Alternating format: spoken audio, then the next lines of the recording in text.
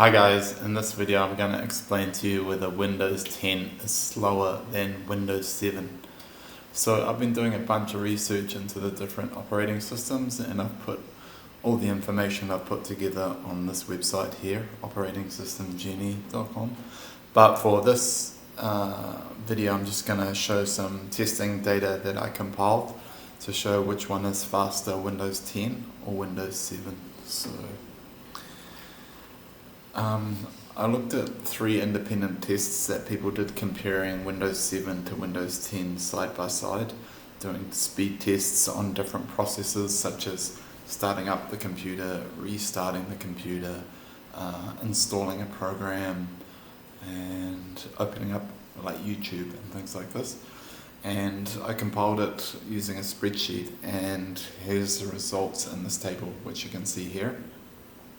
As you can see, Windows 7 in total is 37.61% faster overall compared to Windows 10 on the same computer.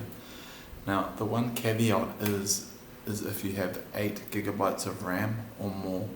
If you have that, then what that means is your computer is plenty fast enough to run Windows 10 and Windows 11.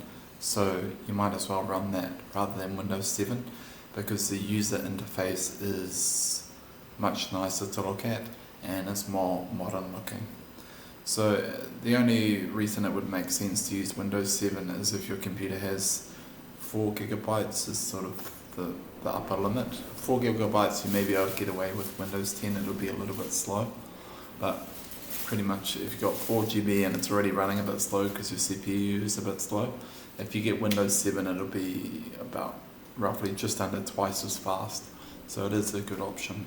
The way to do that as well is if you will have a license key for your Windows when you first got Windows. So what you can do is just revert it back to Windows 7 and uninstall Windows 7 and whichever, say you're running Windows 10 and it's slow. Then what you would do is you would download the Windows 7 install file onto like a USB drive, and then restart your computer and boot it from Windows 7. Then once it's all installed, it'll ask you for your license key, which will be the same key that you used for Windows 10.